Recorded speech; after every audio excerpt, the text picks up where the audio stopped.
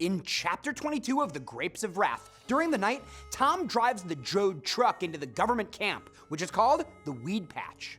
The watchman tells the Joads that the camp has an empty unit, so their family can stay. As Tom walks to his family's unit, he notices that the camp looks neat and clean. The next morning, Tom wakes up before the rest of his family and makes friends with the family next door. They offer Tom breakfast, and the father and son ask if Tom wants to work with them. Tom eagerly accepts. Tom and two friends walk to their job, which involves laying pipe.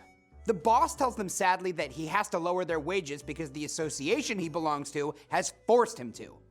The men reluctantly agree to work for 25 cents an hour.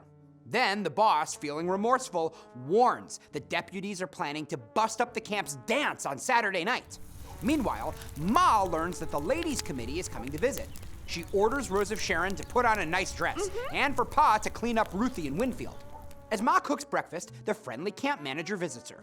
After breakfast, Pa, Uncle John, and Al get in the truck and head out to look for work. When Ma goes to the showers, a religious fanatic woman rants to Rose of Sharon about all the sin in the camp, terrifying the pregnant girl by telling her that she'll have a miscarriage if she sins. Rose of Sharon tells Ma what the fanatic said, and Ma tells her daughter not to listen to her. The ladies' committee visits and gives Ma a tour of the camp, explaining its regulations. Ma's impressed by the niceness of the ladies and the camp. Ruthie and Winfield try to join a kid's game of croquet, but when Ruthie butts into the game and draws shameful stares, she runs off sobbing. Unable to find work, the dejected men drive back to camp. Ma confronts the religious fanatic and tells her to leave her family alone. The woman breaks into a fit and is carried away. Ma tries to comfort Rose of Sharon, but Rose of Sharon remains terrified. Pa admits to Ma that he couldn't find work. They talk about the family breaking up and reminisce about the home they left.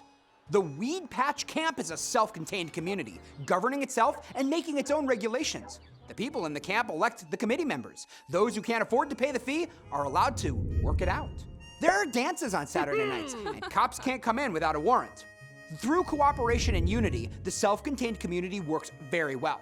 Ironically, living conditions are better for migrants without the interference of police and established society. The principle of the mutual good is used as a guide for the camp. When Ruthie wants to play croquet immediately, the children use the pressure of the group to show Ruthie how selfish she's acting. Selfishness can pose a threat to the community. Also, religious fanatics like the one in this chapter attempt to control the migrants through fear by having them blame themselves for their misfortunes, telling them that they should remain in their places and stay poor.